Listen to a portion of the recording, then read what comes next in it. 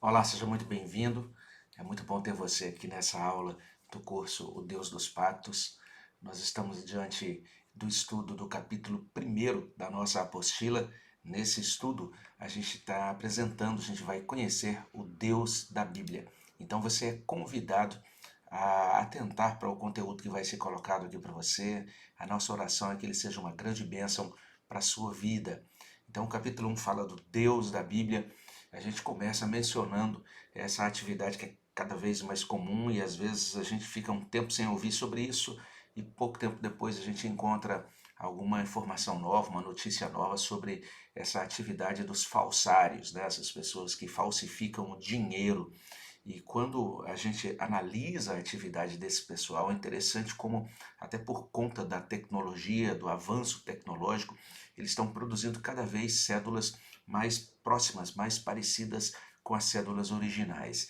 E para reconhecer uma nota falsa, é muito importante que a gente conheça bem as notas verdadeiras. A gente vai perceber as diferenças na textura do papel, nos fios de segurança, em outros detalhes que são cada vez mais planejados para assegurar a segurança, né, para verificar realmente, estabelecer itens de checagem ou verificação no sentido de dizer essa é uma cédula verdadeira distinta das cédulas falsas.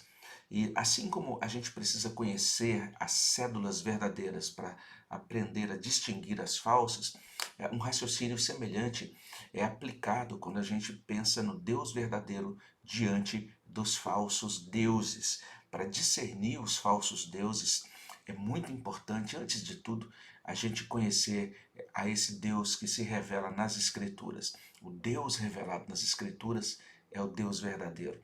E nenhuma outra divindade imaginada pelos homens, sugerida por Satanás, pode ser comparada a esse Deus verdadeiro.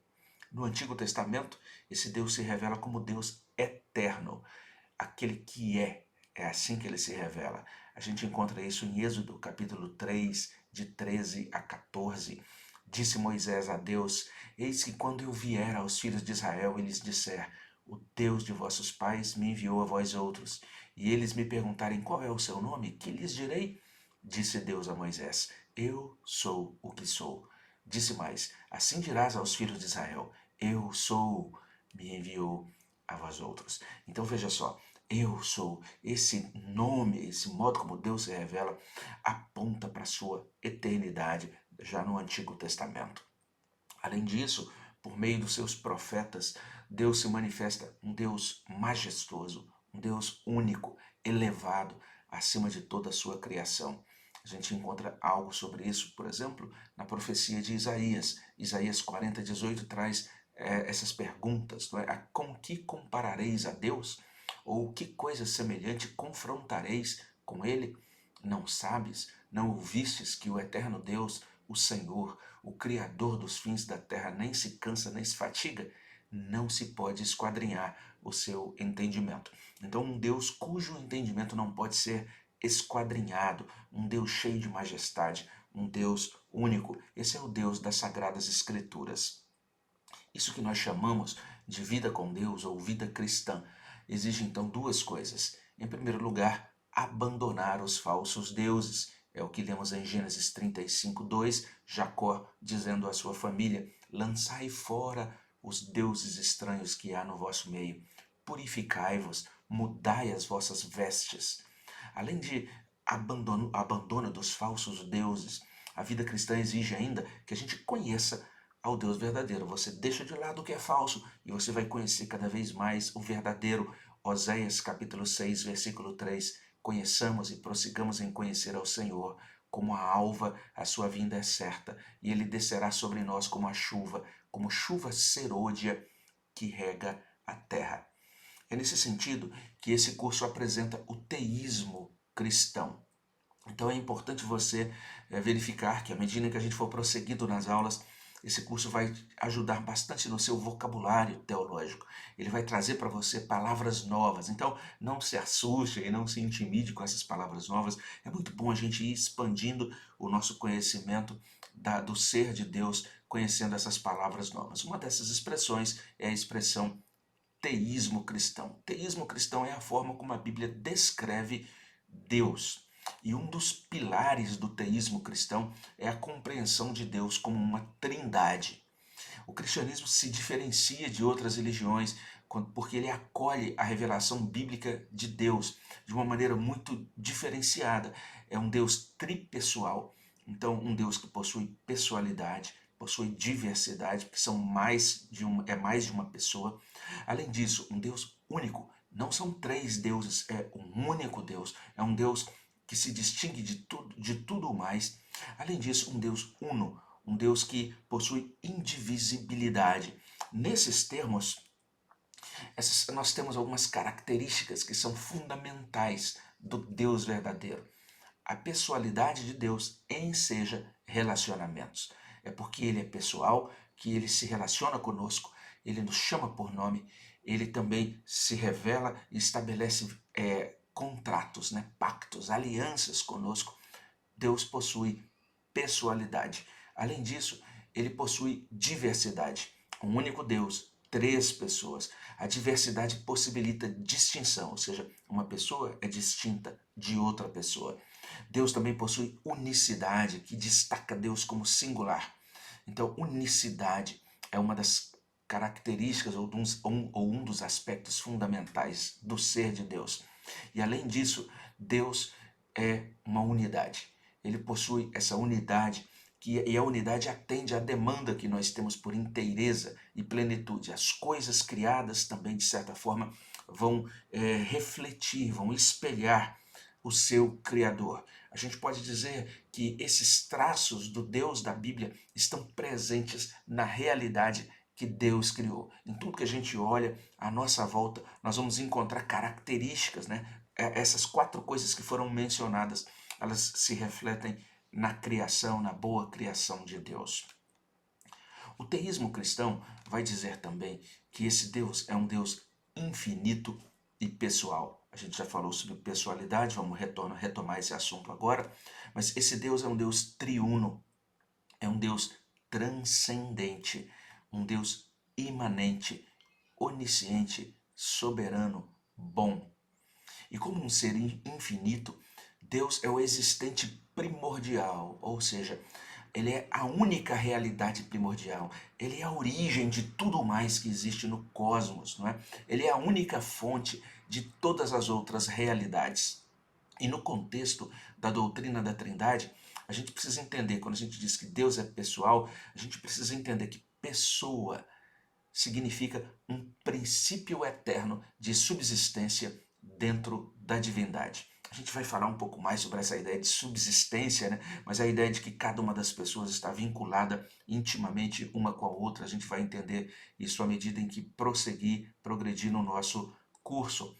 O Dr. Packer, J.I. Packer, ele explica isso dessa maneira. Ele diz: as três subsistências pessoais, como são chamadas, são centros coiguais e coeternos de autoconsciência, cada qual sendo eu em relação aos dois que são vós. Então Deus Pai, ele funciona entendendo, eu sou o Pai, e esse é meu Filho, e esse é o Espírito. E Deus Filho também tem essa mesma consciência, né? Eu sou o Filho, esse é o Pai, esse é o Pai, e esse é o Espírito. E o Espírito da mesma maneira. Cada um deles participa da plena essência divina. Isso que a gente chama de substância da deidade. E é nesse sentido que nós devemos compreender a pessoalidade de Deus. Então, juntamente com os outros dois, cada pessoa é Deus. Essa pessoalidade da divindade não surge de um isolamento individualista das pessoas divinas, mas ela é confirmada, ela é manifestada nesse amor e nesse relacionamento umas com as outras, com base na comunhão. Então, na Trindade divina, nós temos um perfeito modelo de comunhão, de unidade na diversidade, algo muito bonito para a gente compreender e que tem muitos desdobramentos para a nossa caminhada prática.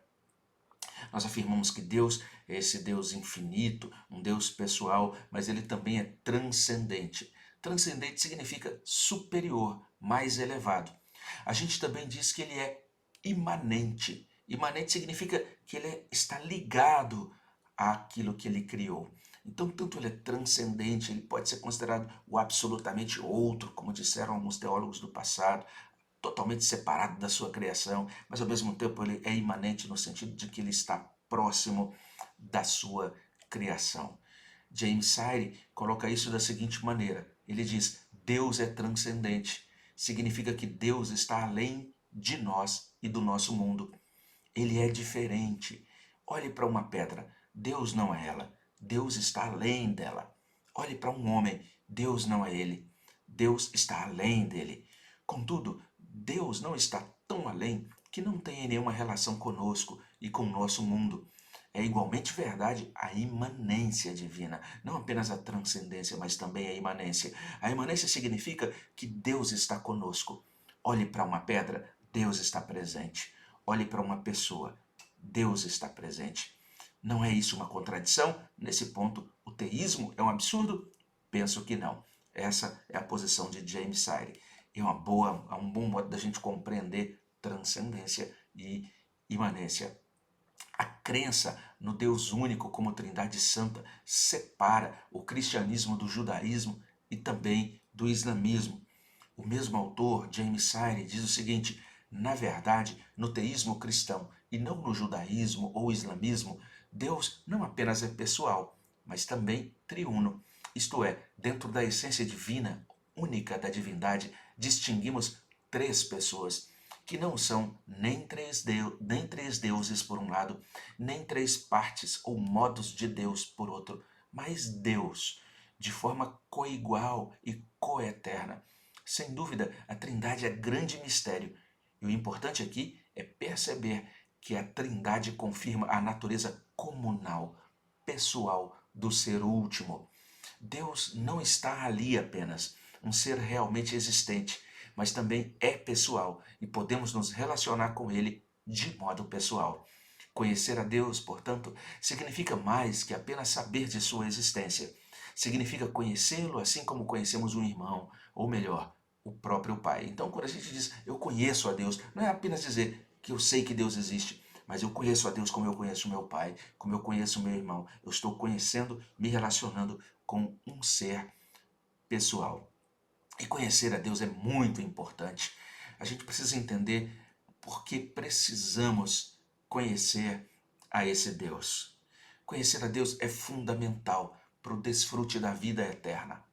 Envolver-se com religião sem conhecer o Deus da Bíblia produz confusão, fanatismo, ativismo oco. Não sei se você já viu gente que se mata de trabalhar em igrejas ou instituições religiosas, mas não param para contemplar, para conhecer o Deus verdadeiro. O conhecimento de Deus nos capacita a responder a Deus amorosamente, voluntariamente, inteligentemente. A vida eterna é essa, disse Jesus, que te conheçam a ti, o único Deus verdadeiro, e a Jesus Cristo, a quem enviaste. Veja só como conhecer a Deus é fundamental para o desfrute da vida eterna. Nós pertencemos a Deus e agora estamos vinculados a Ele em um relacionamento pessoal. Quando a gente fala que esse conhecimento nos capacita a responder a Deus amorosamente, olha o Salmo 40, versículo 8. Agrada-me fazer a tua vontade, ó Deus meu, dentro do meu coração está a tua lei.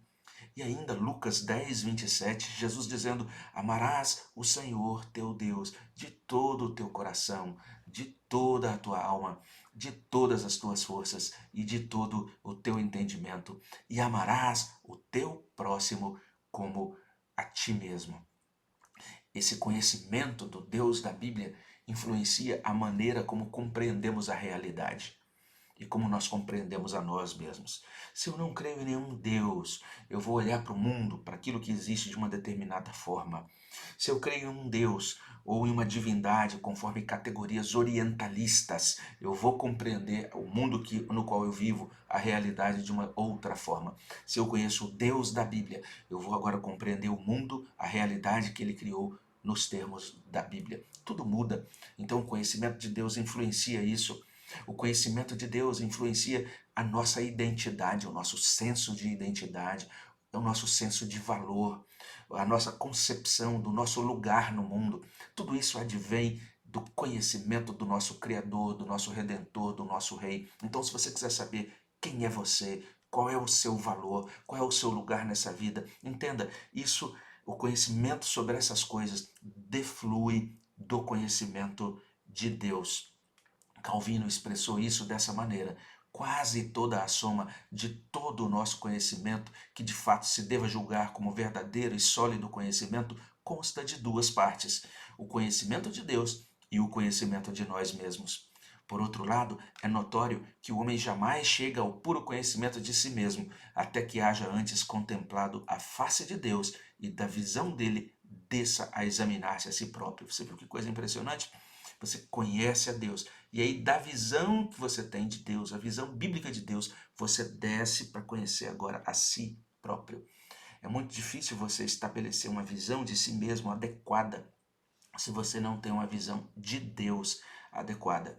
E quando você pensa em si próprio, você precisa pensar em si mesmo a partir do modo como Deus pensa em você, no modo como o próprio Deus descreve você, no modo como aquilo que Deus fala acerca de você. É isso que vai formar, vamos dizer assim, o seu senso de identidade, de significado e também de valor, o seu lugar no mundo.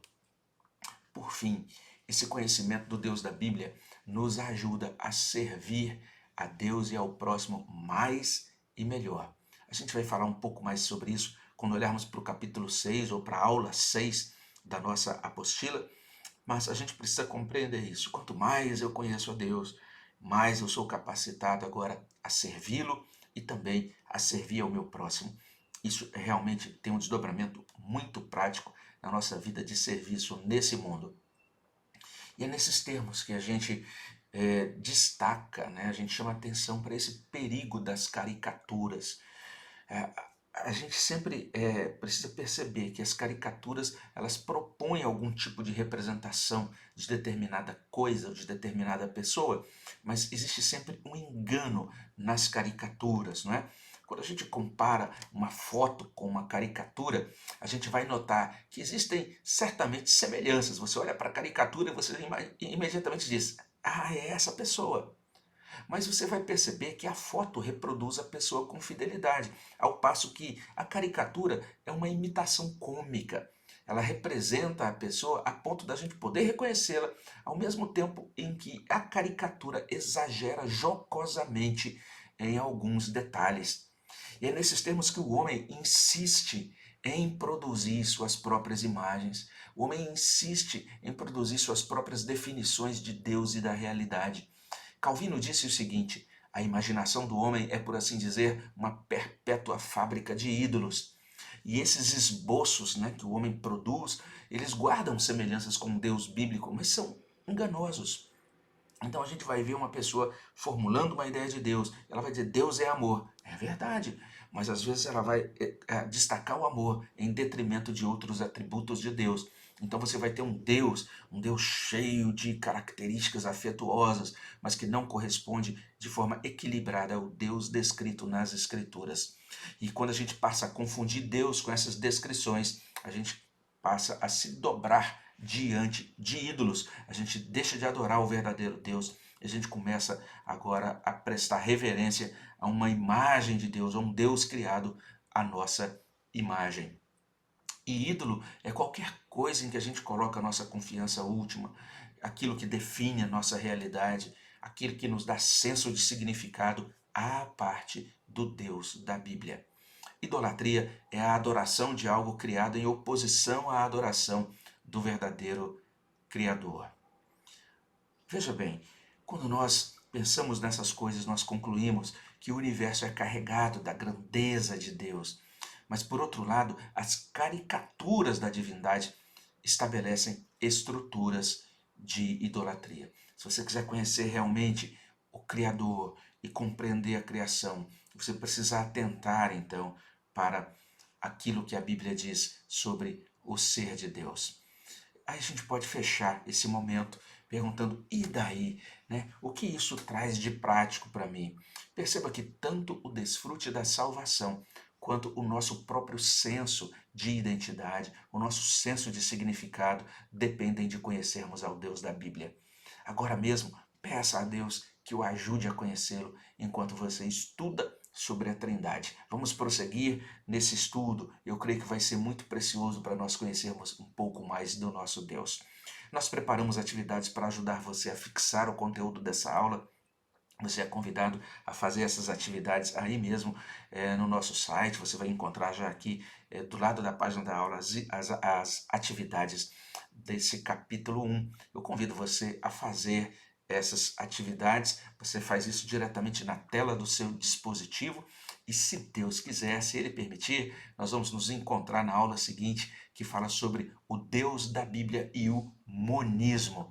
Como assim? Monismo? Que palavra é essa? O que significa isso? Como eu disse, é um curso que traz um vocabulário novo, você vai aprender palavras novas e na próxima aula você vai descobrir o seguinte: uau, eu nunca tinha ouvido falar de monismo, mas eu estava cercado por ele em diversas ideologias. A gente vai entender isso melhor, é nesse sentido que eu convido você a ficar atento e empolgado com o curso O Deus dos Pactos e acessar a próxima aula. Até lá! Fique na paz do nosso Redentor.